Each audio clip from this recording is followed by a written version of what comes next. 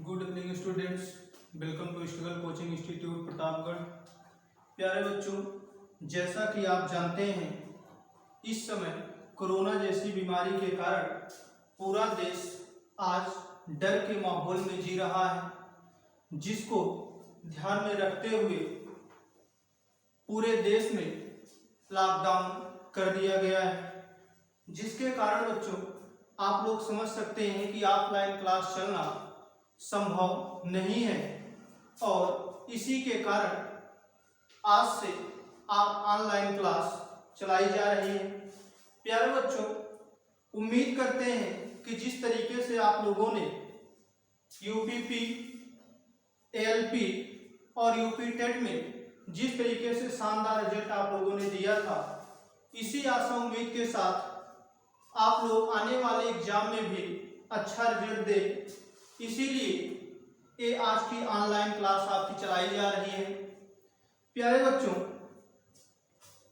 आपको 8 बजे daily video मिल जाएगा और आपको पीडीएफ तो मैं नहीं दे सकता क्योंकि संसाधन की कमी होने के कारण हमें मोबाइल से ही वीडियो भी बनाना पड़ रहा है, लेकिन आप लोग थोड़ा सा मैनेज करिएगा। पीडीएफ मैं आपको नहीं दे सकता, लेकिन 20 से 25 क्वेश्चन आपको इस बोर्ड पर दिखाएंगे, जिसको स्क्रीनशॉट ले करके आप प्रैक्टिस कर सकते हैं। और वो 20 से 25 क्वेश्चन पर डे की क्लास में होगा। जैसा कि आज बेसिक क्लास है, आज तो क्वेश्चन नहीं देंगे, लेकिन कल की क्लास में जहां से आपका क्वेश्चन स्टार्ट होगा वहां से आपको जो है क्वेश्चन 25 क्वेश्चन डेली दिए जाएंगे और उसको प्रैक्टिस करके अगले वीडियो को देखेंगे तो ज्यादा बेहतर बेनिफिट मिल जाएगा। बच्चों, ज्यादा बातें ना करके हम सीधे अपने टॉपिक पे आते हैं। आज आप लोग जैसा बोर्ड पर देख रहे हैं कि एचसीएफ और एलसीएम आज एक नया चैप्टर है, जिसको आप फर्स्ट क्लास में स्टार्ट करने जा रहे हैं। प्यारे बच्चों, एचसीएफ और एलसीएम एक ऐसा चैप्टर है जहां से आपके एग्जाम में 2 से 3 क्वेश्चन बनते हैं। वो चाहे आपका रेलवे का एग्जाम हो, चाहे आपका एसएससी का एग्जाम हो, चाहे आपका यूपीएससी का एग्जाम हो, एनीवन कोई भी कॉम्पिटिटिव एग्जाम होगा, उसमें आपका 2 से 3 क्वेश्चन पूछे जाते हैं। प्यारे बच्चों, एचसीएफ और एलसीएम को समझने से पहले हमें अपवर्तक और अपवर्त को समझना अति आवश्यक है, क्योंकि अपवर्तक और अपवर्त को हम नहीं समझ पाते हैं, जिसके कारण हमें एचसीएफ और एलसीएम का डिफिनीशन क्लियर नहीं हो पाता है। और जब एचसीएफ और एलसीएम का डिफिनीशन क्लियर नहीं हो पाता है तो जिसके कारण हम और एग्जाम में जो है क्वेश्चन को हल करने में अक्षम महसूस करते हैं। आइए आपको सबसे पहले बताते हैं कि अपवर्त या गुणज क्या होता है। प्यारे बच्चों, आपको पता है कि अपवर्त या गुणज अगर नहीं पता है तो आइए सीखते हैं कि अपवर्त या गुणज क्या होता है।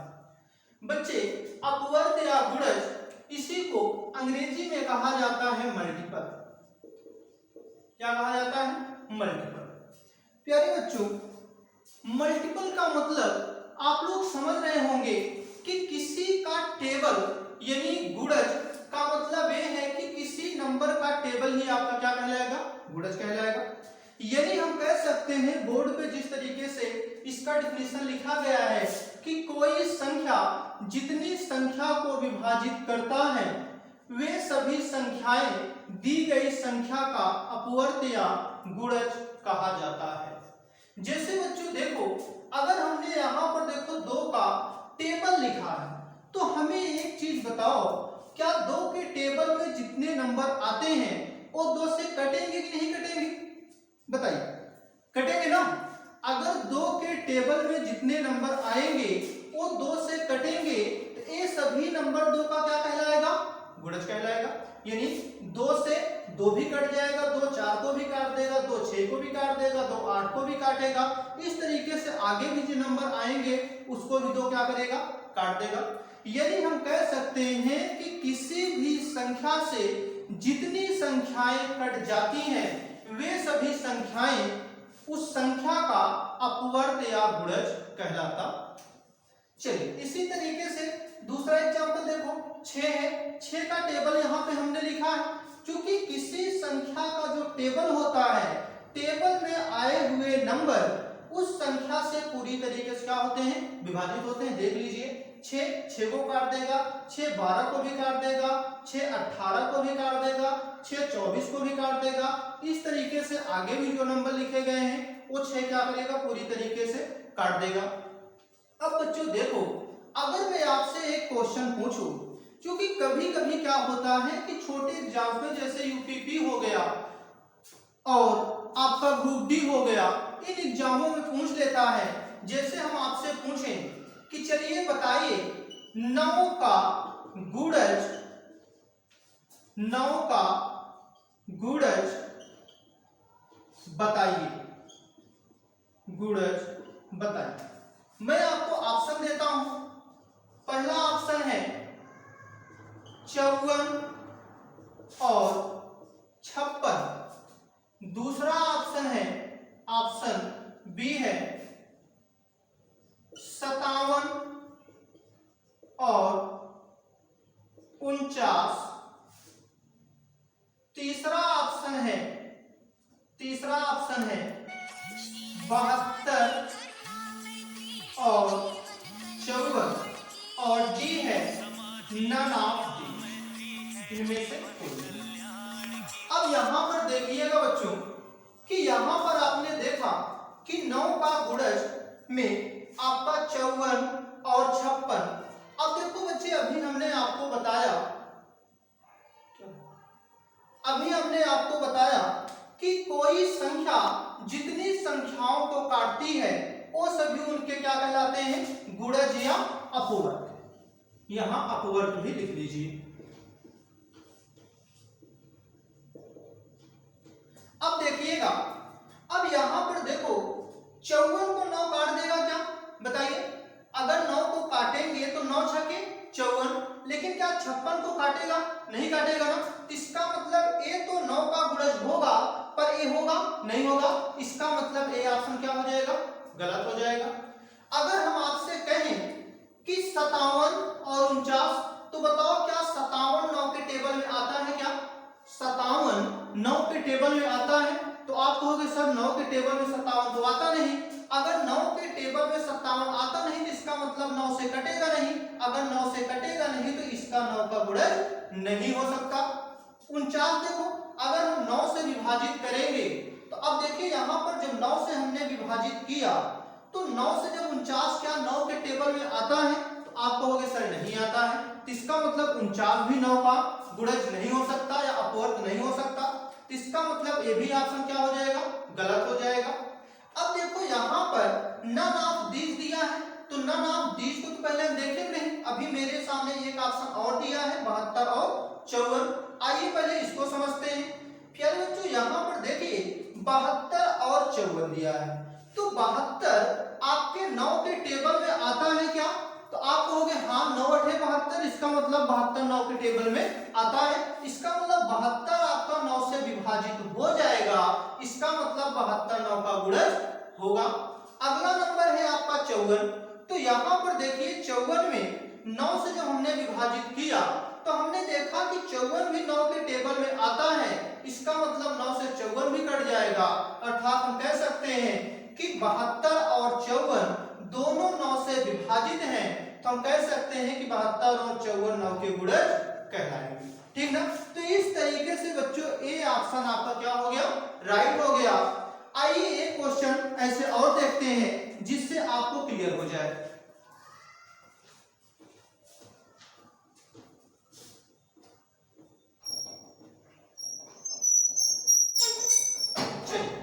अगर हम आपसे पूछें कि चलिए बताइए 24 का अपवर्त या गुणज क्या होगा। बहुत बेसिक कंसेप्ट है बच्चे, ध्यान दीजिएगा। बहुत ही बेसिक है, इससे ज्यादा बेसिक एचसीएफ एलसीएम में नहीं हो सकता। चलिए ध्यान दीजिएगा। अब यहां पर आपने देखा कि 24 का अपवर्त या गुणज क्या होगा। यहां आपको हम ऑप्शन दे देते हैं। जैसे हमने एक ऑप्शन दिया पहला ऑप्शन 72 और 44, दूसरा ऑप्शन 36 और 49, तीसरा ऑप्शन 48 और 12, 48 और 12। यहां पर डी ऑप्शन दे देते हैं, जहां पर हमने लिखा 108, 108 या फिर 96 और 72। अब हमें बताओ कि 24 का अपवर्त या गुणज क्या होगा। तो अब देखो बच्चे, अभी हमने आपको बताया कि किसी भी संख्या से जो संख्या कट जाए तो विभाजित संख्या ही उस संख्या का क्या कहलाता है, अपवर्त या गुणज कहलाता है। तो आपने देखा कि जब 24 से 72 को काटेंगे तो 24 नहीं 72 कट गया। अब 44 क्या 24 से कटेगा, बताओ, नहीं कटेगा। इसका मतलब ए तो कट रहा है पर ए नहीं कट रहा है, इसका मतलब इसको हम पूर्णतः सही नहीं कह सकते। इसका मतलब ये ऑप्शन क्या हो जाएगा, गलत हो जाएगा। अब चलिए यहां पर देखो 36 और 49। अब देखो 24 से 36 कटेगा क्या, 36 24 के टेबल में आता नहीं, इसका मतलब कटेगा नहीं। 49 24 से कटेगा नहीं, इसका मतलब दोनों ही नंबर 24 से नहीं विभाजित होंगे, इसका मतलब उसका गुणज या अपवर्त नहीं हो सकता। इसका मतलब ये भी क्या हो जाएगा, गलत हो जाएगा। 48 देखो 24 गुना 48, पर 12 24 के टेबल में आता है क्या, नहीं आता है ना, इसका मतलब ये भी ऑप्शन क्या हो जाएगा, गलत हो जाएगा।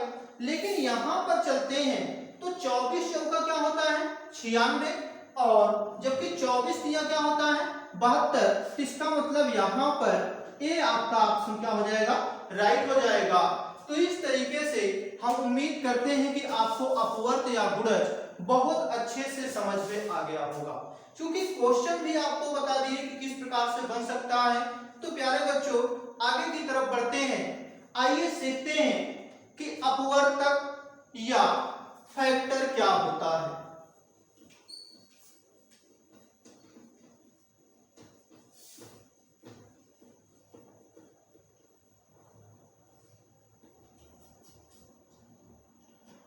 ध्यान देना,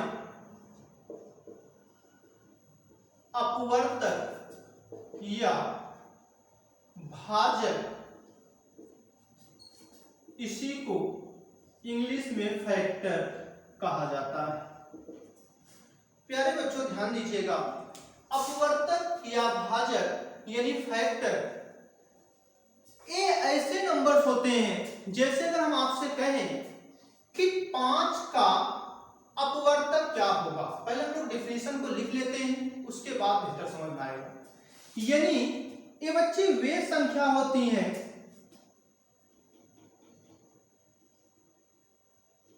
कोई संख्या जितनी संख्याओं से विभाजित होता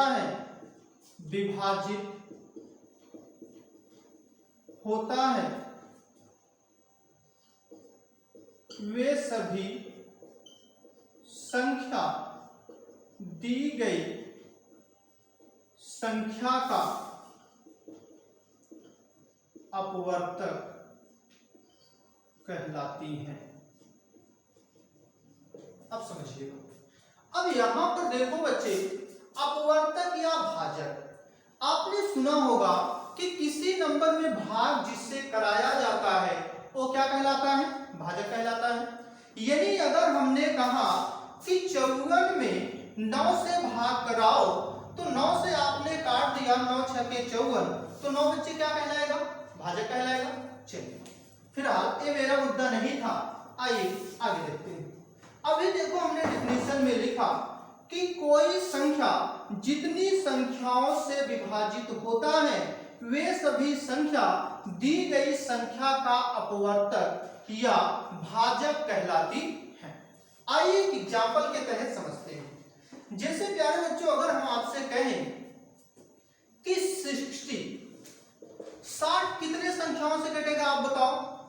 1 से कटेगा, 2 से कटेगा, 3 से कटेगा, 4 से कटेगा, 5 से कटेगा, 6 से कटेगा, 10 से कटेगा, 12 से कटेगा, 15 से कटेगा, 20 से कटेगा, 30 से कटेगा और 60 से कटेगा।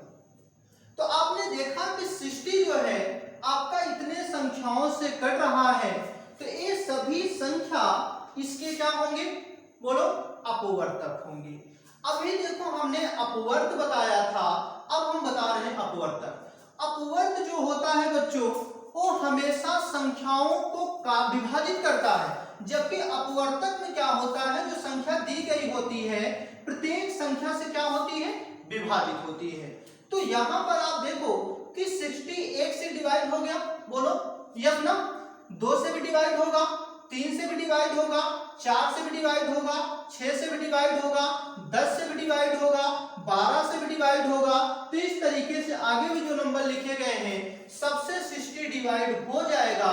तो हम ऐसा कह सकते हैं कि कोई संख्या जितनी संख्याओं से विभाजित होता है वे सभी संख्या दी गई संख्या का अपवर्तक कहलाती है। बात समझ आ रहा है?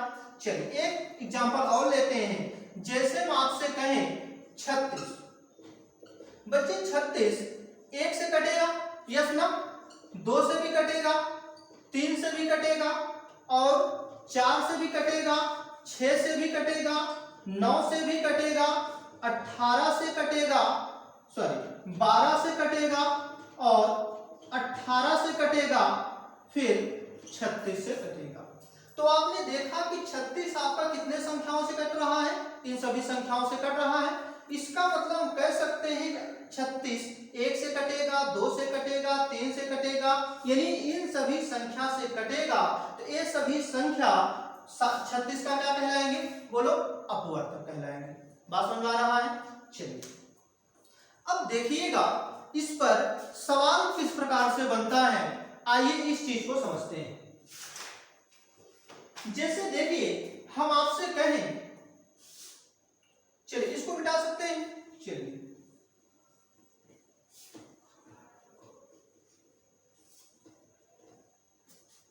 जैसे हमने आपसे पूछा कि 54 का, हमने लिखा 54 का अपवर्तक बताइए। 54 का अपवर्तक बताइए। अब यहां पर देखो बच्चे, 54 का अपवर्तक आपसे पूछ रहा है। जैसे हम यहां पर आपको ऑप्शन दे दें, पहला ऑप्शन 9 और 5, ठीक है ना? अब देखिए दूसरा ऑप्शन हम आपको दे दिए 9 4 और 5 और तीसरा ऑप्शन हमने आपको दे दिया 7 और 8 और आपको चौथा ऑप्शन हमने दिया 9 6 3 9 6 और 3। यहां न दिखाई दे रहा, यहां पर लिख दे रहे हैं। चौथा ऑप्शन आपका होगा 9 कामा 6 और 3। अब देखो बच्चे, अभी भी यहां पर नंबर लिखा गया है डिफिनीशन आपका कि कोई संख्या जितनी संख्याओं से विभाजित होता है वे सभी संख्या दी गई संख्या का अपवर्तक कहलाती है। जैसे यहां पर आपने देखा, हमने यहां पर क्वेश्चन दिया कि 54 का अपवर्तक बताइए। तो ऑप्शन में पहला ऑप्शन है 9 और 5। तो बताओ 54 क्या 9 से विभाजित होगा क्या?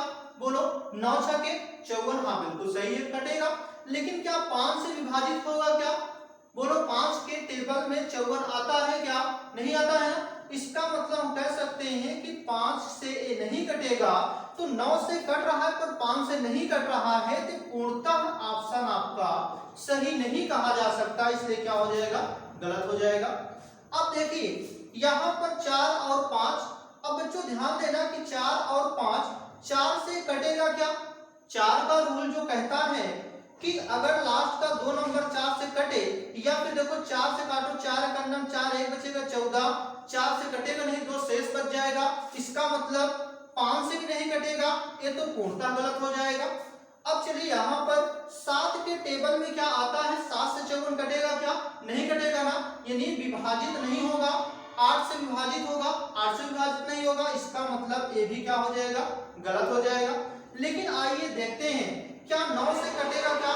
9 छके 54, 6 से ये कटेगा क्या?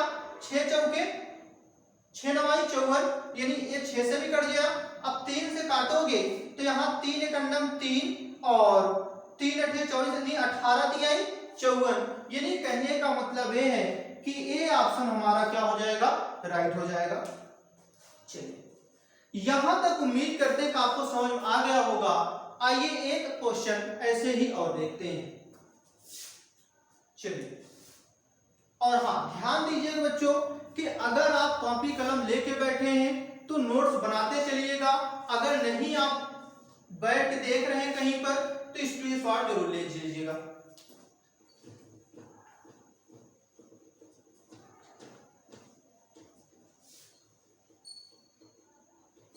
चलिए अगला क्वेश्चन हम लोग समझते हैं।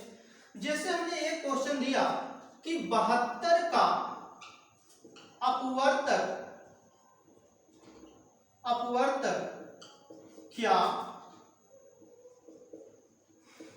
होगा? 72 का अपवर्तक क्या होगा? जैसे हमने ऑप्शन दिया, पहला ऑप्शन 3, 7 और 5, दूसरा ऑप्शन हमने दिया 6, 5, 9, 6, 5 और 9, और तीसरा ऑप्शन हमने दिया 3, 9, 12, 3, 9, 12, 8, और तीसरा चौथा ऑप्शन है इनमें से कोई नहीं, इनमें से कोई नहीं, यानी नन ऑफ दिस। चलिए अब बच्चे यहां पर बताओ 72 का अपवर्तक क्या होगा? यानी कहने का मतलब यह है कि 72 को कौन सा नंबर काटेगा, ये चीज आपको देखना है। तो यहां पर देखो बच्चे कि हाँ ऑप्शन में ध्यान देना कि हो सकता है एक एक नंबर दे दे, ये भी हो सकता है। यहां मैंने 3, 3, 4, 4 नंबर दिए हैं, ऑप्शन हो सकता है एक एक नंबर दे दे, तो आपको घबराना नहीं है, आपको कंसेप्ट समझना है बस। चलिए अब यहां पर देखो 72 का अपवर्तक क्या होगा? तो यहां पर देखो 72 3 से कटेगा, बिल्कुल कटेगा। 7 से कटेगा क्या? नहीं कटेगा। 5 से कटेगा क्या? नहीं कटेगा। यानी एक नंबर से कट रहा है, बाकी 2 नंबर से नहीं कट रहा है। हम पूर्णतः सही तब मानेंगे जब हमारा तीनों नंबर से कटता, तो इसका मतलब क्या होगा? गलत हो जाएगा। अब यहां पर चलते हैं 5, 6 और 9, तो यहां पर देखो 6 से काटेंगे तो कटेगा, देखो 12 6 72 कट गया। 5 से काटोगे तो नहीं कटेगा, 9 से काटोगे 9 8 72 कट गया, पर 5 से नहीं कट रहा है, इसको भी पूर्णतः सही नहीं माना जा सकता। चलिए आगे चलते हैं। 3, 9, 12 और 8, बताओ 3 से काटो कटेगा क्या? 24 दिया 72 कट गया। अब 9 से काटोगे 9 8 72, 9 से भी कट गया। 12 6 72, 12 से भी कट गया, और 8 9 72, 8 से भी कट गया। तो हम कह सकते हैं कि सी ऑप्शन जो हमारा है ए 72 को पूर्णतः सभी नंबर काट दे रहे हैं, तो ये सभी नंबर इसके क्या कहलाएंगे? अपवर्तक कहलाएंगे। बात समझ में आ रहा है? कोई दिक्कत नहीं ना? चलिए आगे चलते हैं। अब बच्चे हम लोगों ने अभी तक अपवर्त या गुणज और अपवर्तक या भाजक फैक्टर को हम लोगों ने समझा। अब हम एचसीएफ और एलसीएम की तरफ चलते हैं। आइए देखते हैं कि एचसीएफ और एलसीएम क्या होता है।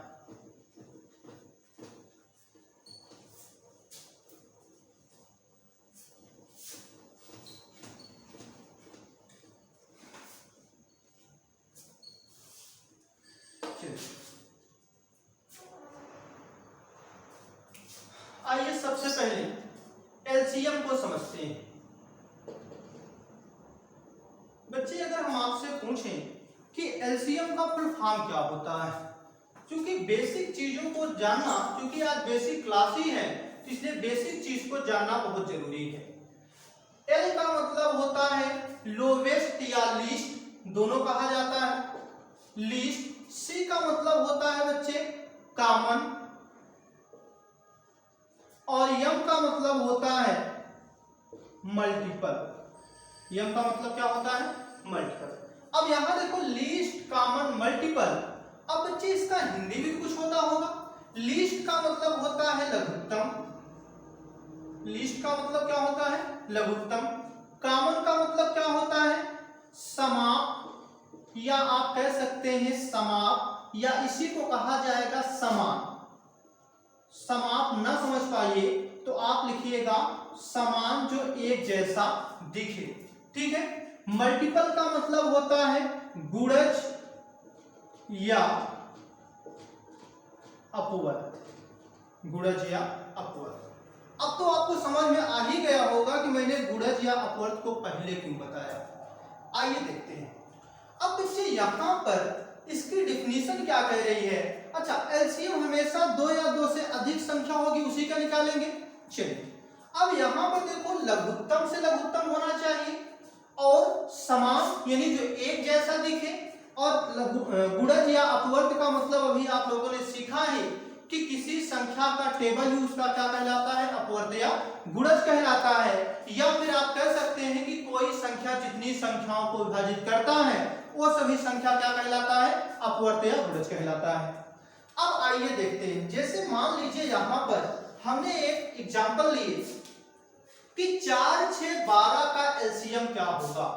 4, 6, 12 का एलसीएम क्या होगा। 4, 6, 12 का एलसीएम क्या होगा। अभी देखो बच्चे ध्यान देना। अब यहां पर देखो 6 का, यानी यहां पर मुझे क्या निकालना है गुणज, यानी 6 का गुणज निकालना है, 4 का भी गुणज निकालना है, और 12 के भी गुणज को लिखना है। देखते हैं कौन सा ऐसा अपवर्त आता है या गुणज आता है जो एक जैसा दिखाई देगा, वही हमारा क्या हो जाएगा एलसीएम हो जाएगा।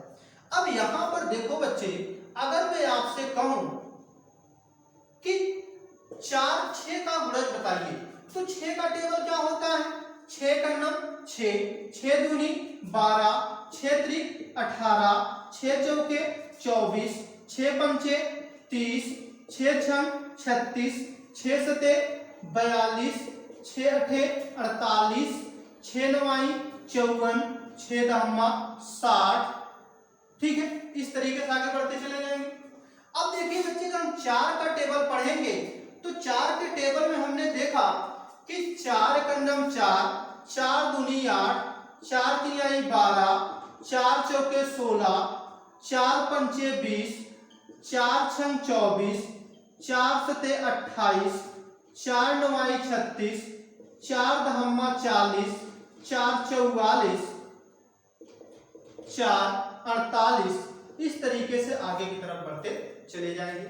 अगर हम 12 के टेबल को देखें तो 12, 12 दूना 24, 12 तिहाई 36, 12 चौके 48, 12 पंचे 60, 12 छम 72, 12 सते 84। इस तरीके से आगे की तरफ बढ़ते चले जाएंगे।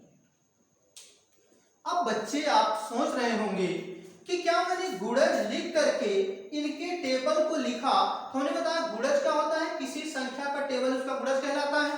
तो जब इन तीनों संख्याओं के गुणज को हमने लिख दिया तो क्या मुझे एलसीएम मिल गया? नहीं मिला। एलसीएम जो हमारा देता है वो इसका डिफिनीशन ही हमें देता है कि इसका एलसीएम क्या होगा। अब बच्चे यहां पर देखो एलसीएम क्या कह रहा है कि लघुत्तम होना चाहिए, पहला चीज। दूसरा चीज समाप होना चाहिए, यानी समान होना चाहिए जो एक जैसा दिखे, और गुणज या अपवर्त का मतलब होता है दी गई संख्याओं का गुणज, यानी दी गई तीनों संख्याओं का गुणज जो एक समान दिखे वही आपका क्या होगा एलसीएम होगा। तो आइए देखते हैं कि समान कहां कहां दिख रहा है। देखो यहां पर 24 मुझे मिल गया, 24 एक जैसा दिख रहा है। अब देखो यहां पर 48 भी देखिए हमें एक जैसा दिखाई दे रहा है। यहां से ध्यान दीजिएगा, देखो यदि क्या मिला मुझे 24 मिला, 48 मिला, दो नंबर मुझे मिले। क्या और भी मिल सकता है क्या? हाँ बिल्कुल मिल सकता है। 24 गुणा 48, 24 तिया 72, 24 चौका 96, यानी 72 और 96 उसके आगे भी आपको मिलेगा। लेकिन मुझे एक चीज बताओ कि यहाँ मैंने अभी आपको क्या बताया कि लघुत्तम होना चाहिए। लघुत्तम का मतलब होता है छोटा सा छोटा, रटिएगा नहीं, समझिएगा, छोटा सा छोटा। यानी कहने का मतलब बच्चे ये है कि ऐसा अपवर्तक या गुणज दी गई संख्याओं का ऐसा अपवर्तक या गुणज जो एक जैसा दिखे लेकिन सबसे छोटा हो, वही क्या कहलाएगा? एलसीएम कहलाएगा। यानी बच्चे यहाँ पर जो एलसीएम हम कह सकते हैं, आप बताओ मुझे 24 होगा या 48 होगा? बताओ 24 होगा या 48 होगा? तो आप कहोगे सर अभी आपने बताया कि जो छोटा होगा यानी अपवर्त या गुणज जो एक जैसा दिखे, तो मुझे एक भी एक जैसा दिखा, 48 भी एक जैसा दिखा। लेकिन एक चीज क्लियर कर रहा है कि लघुत्तम होना चाहिए था, छोटा सा छोटा होना चाहिए। तो हम कह सकते हैं कि इसका एलसीएम जो होगा वो क्या होगा? 24। बात समझ में? चलिए प्यारे बच्चों, एलसीएम निकाला कैसे जाता है इस चीज को हम नहीं सीख रहे हैं, बल्कि हम सीख रहे हैं कि एलसीएम होता क्या है। आखिर एलसीएम को हम समझे कैसे जो है। आइए, अगर मान लीजिए आपको निकालना भी पड़ा तो इस तरीके से आप निकाल सकते हैं। 4 6 12, इसको बच्चे गुणनखंड कर लेंगे तो यहाँ पर देखो 2 से काटेंगे तो यहाँ पर 2 दूना 4, 6 को काटेंगे 2 तिहाई 6 और यहाँ पर 2 छंग 12। फिर देखो 2 से काटेंगे 2 एकम 2, 3 कटेगा नहीं, यहाँ 2 तिहाई 6। अब फिर देखो 3 से काटेंगे 1 1 1। तो बच्चे जब तक 1 1 ना आ जाए तब